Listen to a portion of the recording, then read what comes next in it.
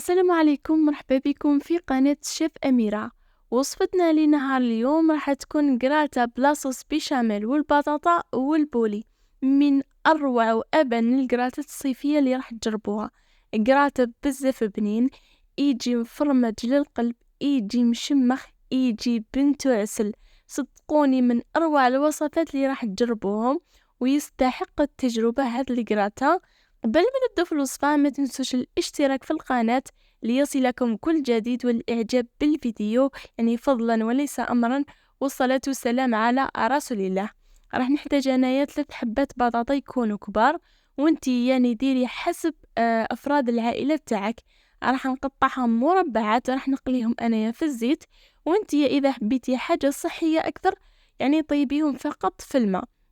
صدقوني قراطة تستحق التجربة. راح نجيب شوية تاع الدجاج، يعني أيضا راح تبقى حسب يعني أفراد العائلة تاعك. راح نقطعهم مربعات يكونوا صغار، يعني وباه يطيب لنا البولي ثم يعني وصفة صدقوني يعني أنا دايما نديرها ويطلبوها مني يعني دايما.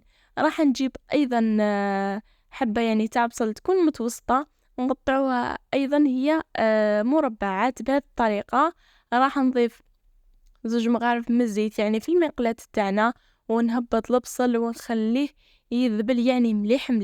1 ل5 دقائق هو يعني يتقل البصل تاعنا مليح. هذه خطوة بزاف مهمة. من بعد راح نجيب شوية تاع ثوم يعني يكون مطحون يعني، ونهبط ايضا البولي تاعنا ونخليهم يتقلوا مع بعض. هنا لازم يعني يتقلوا مليح. من بعد يعني راح تضيفوا اي توابل نتوما تفضلوها. انا راح نضيف شويه تاع ملح، شويه تاع فلفل اسود، وشويه تاع الكركم، وشويه تاع توابل الدجاج. انا نحس هذو التوابل يعني كافيه ووافيه. وكاين اللي يحبوا توابل اخرى يعني لكم الاختيار، يعني هذو التوابل انا يعجبوني بزاف. راح نقليو البولي تاعنا مليح. من بعد راح نضيف ربع يعني من المغرفة كبيرة تكون طماطم مصبرة، ونقليوها مليح حتى يعني ما يجيناش البولي تاعنا حامض. قليوها مليح بهذه الطريقة.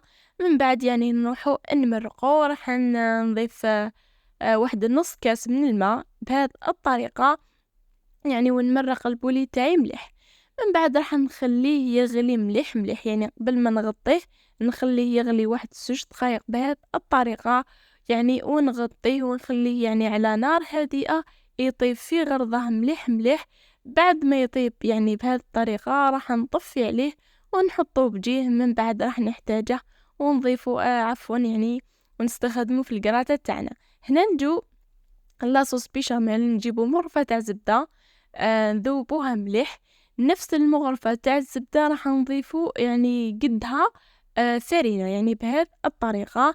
من بعد هنا لاصوص بيشاميل بتجيكم يعني بنينة، لازم يعني تحمصوا مليح الفرينة يعني مع الزبدة.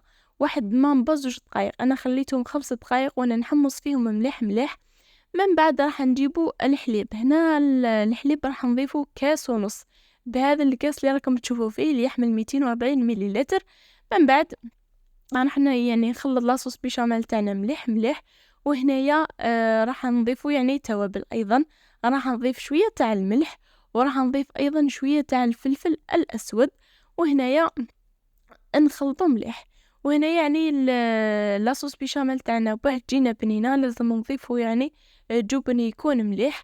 انا راح نضيف يعني 3 حبات من الجبن، وخيروا يعني فرماج يكون مليح. هنا راح نغليو يعني لاصوص بيشاميل تاعنا غير يعني تبدا يعني تغلي مليح. بعد ما نضيفو الجبن نطفيو عليها. هنا نجيو المونتاج تاع الكراطه تاعنا. راح نضيف النص يعني البطاطا يعني ونسويها مليح في البلا تاعنا. وراح يعني نضيف لاصوص بيشاميل. هنا لاصوص بيشاميل اللي يحبوها جاريه اكثر من هكذا نضيفوا 2 كيسان حليب كما راني نقولكم. من بعد راح نديروا طبقه من البيشاميل، وراح نروح نجيبوا البولي هذاك اللي طيبناه نستفوه يعني ونهبطوه كطبقه، ونضيفوه يعني كامل مع لاصوص تاعو باه من بعد يعني الكراطه تاعنا يجي مشمخ ويجي مفرمج ويجي ايضا معسل. ايضا راح نزيد طبقه من لاصوص بيشاميل يعني هذه تبقى كذلك اختيارية. وراح نزيد نهبط يعني البطاطا اللي بقات بهذه الطريقة. صدقوني وصفة تستحق التجربة وصيفية بامتياز.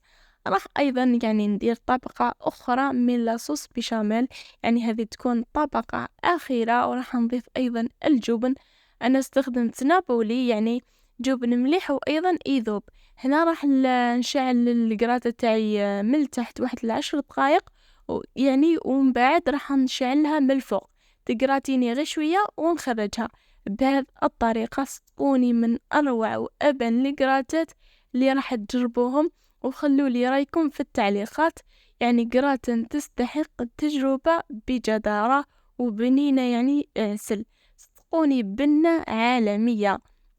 هذا القراتي يعني يجي معسل ويجي مفرمج للقلب ويجي مشمخ، يعني ماشي القراتات هذوك الناشفين. ونلتقوا يعني في فيديو جديد إن شاء الله، وإلى اللقاء في فيديو آخر.